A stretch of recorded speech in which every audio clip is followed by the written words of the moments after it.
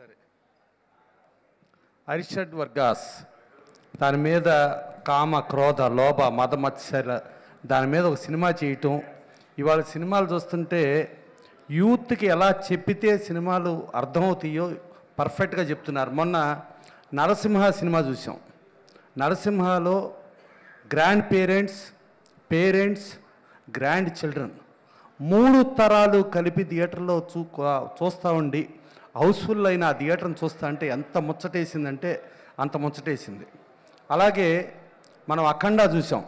Hinduism is not a religion, Hinduism is a called a science అని చెప్పి అద్భుతంగా చెప్పారు. సో ఆ కోవలో ఇవాళ మన శాస్త్రాలు మన వేదాంతాలు ఇవన్నీ సంబంధించి మనం ఇవాళ ప్రజలకు చెప్పగలుగుతున్న పరిస్థితిలో ఇవాళ first of all USA producers R V Reddy గారు, శ్రీనివాసరెడ్డి గారు, తిమ్మప్ప నాయుడు గారు వాళ్ళు యుఎస్ఏలో ఉండి యుఎస్ఏ నుంచి దీని మీద ఇంట్రెస్ట్తో జయశంకర్తో ఈ సినిమా ప్లాన్ చేయటం డెఫినెట్గా వాళ్ళకి ఫస్ట్ థ్యాంక్స్ చెప్పాలి. ఎందుకంటే మన వేదాల గురించి మన చరిత్రల గురించి మనకు తెలియజెప్పడానికి మన నుంచి యుఎస్ఏ వెళ్ళి యుఎస్ఏ నుంచి మనకి ఈ సినిమా అందించడానికి వాళ్ళు పడిన తపనకి వాళ్ళిద్దరికి వాళ్ళ ముగ్గురు ప్రొడ్యూసర్స్కి థ్యాంక్స్ అండి. అలాగే ఈ సినిమా చాలా పెద్ద హిట్ అవ్వాలి. ఈ పెద్ద హిట్ అవ్వటం అనేది ఈ సినిమా ప్రొడ్యూసర్స్ పరంగానో ఆర్టిస్టుల పరంగానో టెక్నీషియన్స్ పరంగానో కాదు, ఇది మన శాస్త్ర పరంగా మన ప్రతి ఒక్కళ్ళకి చరిత్ర తెలుసుకోవాల్సిన అవసరం ఉంది. కాబట్టి ఇది మన కోసం మనం ఇలాంటి సినిమాలను ఆదరించి ఇలాంటి చేస్తేనే మనల్ని మనం ఆదరించుకున్నట్టు, మన పేరెంట్స్ని ఆదరించుకున్నట్టు, మన గ్రాండ్ పేరెంట్స్ని ఆదరించుకున్నట్టు మనకు ఆ శాస్త్రాలు చాలా ఇంపార్టెంట్. అలాంటి ఇంపార్టెంట్ శాస్త్రాలకి ఇలా ఇదవటం, దానికి జయశంకర్ చేయటం, దానికి టెక్నీషియన్స్ పరంగా చూస్తే సాయి కుమార్ గారి కానించి అనసూయ గారి కానించి ప్రతి ఒక్కళ్ళు ఆర్టిస్టులు అందరూ కూడా పర్ఫెక్ట్గా సూట్ అయ్యే ఆర్టిస్టులను పెట్టారు. ఇక మ్యూజిక్ డైరెక్టర్ అనూప్ రూబెన్స్, ఆయన మ్యూజిక్ డైరెక్టర్గా అద్భుతమైన మ్యూజిక్ డైరెక్టర్. ఒకప్పుడు ఆయన వెనకమాల ఉండేవాడు. వెనకమాల ఉన్నప్పుడు ముందు ఆర్పి పట్నాయక్ గారు, చక్రి గారు ఉండేవారు. ఈయన ముందుకు వచ్చేసాడు, ఇప్పుడు వాళ్ళు వెనక్కి వెళ్ళిపోయారు. సో అలాంటి గొప్ప మ్యూజిక్ డైరెక్టర్ ఒక కీబోర్డ్ ప్లేయర్గా స్టార్ట్ అయ్యి ఒక అనూప్ రూబెన్స్ ఒక అద్భుతమైన మ్యూజిక్ ఇచ్చాడు. సో అలాంటి అనూప్ రూబెన్స్ ప్లస్ టెక్నీషియన్స్ ఎంతమందిని చూసుకుని ఈ సినిమాకి ఇవాళ మనకు శాస్త్రం ప్రకారం శాస్త్రం వాళ్ళు వచ్చారు, అలాగే పొలిటీషియన్స్ వీళ్ళు వచ్చారు. ఈ వచ్చిన వాళ్ళలో కూడా ఇందాకడ రోహిన్ రెడ్డి గారిని ఏదో డిసిసి ప్రెసిడెంట్ అన్నారు. కాదమ్మా, ఆయన మా ప్రొడ్యూసర్ అమ్మా, తిక్కా సినిమా తీసిన ప్రొడ్యూసర్ ఆయన, ఓకేనా. తర్వాత మనం చూసుకుంటే అరిషడ్ వర్గాలు ఇవన్నీ చెప్తున్నాం, శత్రువు అంటున్నాం, హరి అంటున్నాం, ఇది అంటున్నాం. ఇక్కడ వెంకటరమణారెడ్డి గారు కామారెడ్డి నుంచి గెలిచిన ఎమ్మెల్యే. ఆయన మీద ఓడిపోయింది గతంలో చీఫ్ మినిస్టర్ కేసీఆర్ గారు, ఇప్పుడు చీఫ్ మినిస్టర్ రేవంత్ రెడ్డి గారు.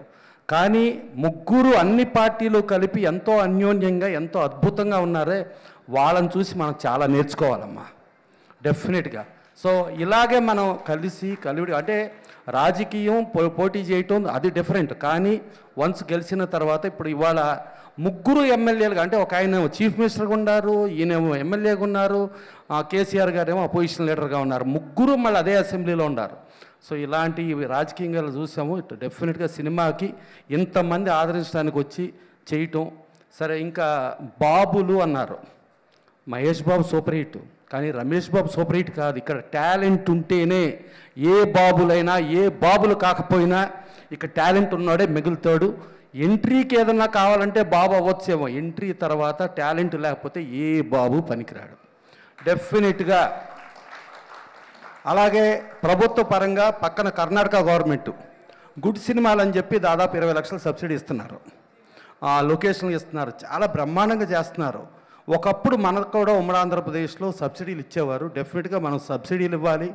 మళ్ళీ కర్ణాటకలో బెంగళూరు ఇంటర్నేషనల్ ఫిలిం ఫెస్టివల్ అని చెప్పి కర్ణాటకలో అక్కడ చలనచిత్ర అకాడమీ అని ఉంటారు, అంటే మన ఎఫ్డిసి లాంటిది, వాళ్ళు ఇంటర్నేషనల్ ఫిలిం ఫెస్టివల్ చేస్తారు. అలాంటి ఇంటర్నేషనల్ ఫిలిం ఫెస్టివల్ చెయ్యాలి.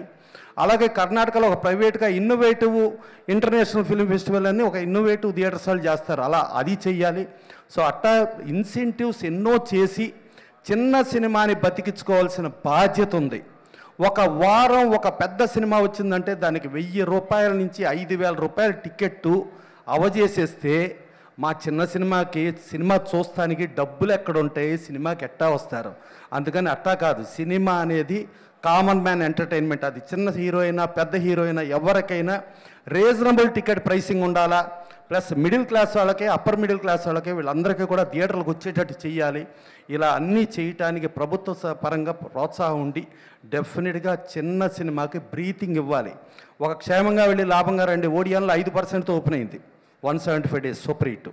ఓ సీతారామ గారి మనరాలు శాంతి థియేటర్లో ఫస్ట్ వీక్ డెఫిషిట్ 175 days ఆడింది. ఇలా ఆడటానికి ఆ రోజుల్లో బ్రీతింగ్ ఇచ్చారు. ఆ బ్రీతింగ్ ఇవాళ ప్రభుత్వ పరంగా ఇవ్వాలి. ప్రభుత్వ పరంగా ఇవ్వడానికి ఇప్పుడు రాకేష్ రెడ్డి గారు చెప్పారు, అలాగే చిన్నారెడ్డి గారు చెప్పారు, అందరూ చెప్పారు. కాబట్టి వీళ్ళందరూ ప్లస్ ఇప్పుడు ఈ ప్రభుత్వం డెఫినెట్గా కాపాడుతుందని అనుకుంటూ, చిన్న సినిమా బతికితేనే ఇండస్ట్రీ బతుకుతుంది. ఇవాళ వచ్చిన స్టార్ హీరోలు, స్టార్ డైరెక్టర్లో ఒక చిన్న సినిమానే వచ్చారు. ఇవాళ ఆస్కార్కి ఎదిగిపోయి ప్రపంచవ్యాప్తంగా గొప్ప అయిన రాజమౌళి గారు ఒక స్టూడెంట్ నెంబర్ 1 నుంచి వచ్చారు. ఒక తేజ గారు ఒక చిత్రం నుంచి వచ్చారు. ఇలా చిన్న నుంచినే వచ్చారు. సో ఆ చిన్న బతికితేనే ఇండస్ట్రీ బతుకుద్ది, చిన్న బతికితేనే సమాజం బతుకుతుంది. అందుకని save small films. Thank you so much Prasanna Kumar గారు. దాము సార్ రిక్వెస్టింగ్ దామోదర్ ప్రసాద్ గారు టు ప్లీజ్ స్పీక్.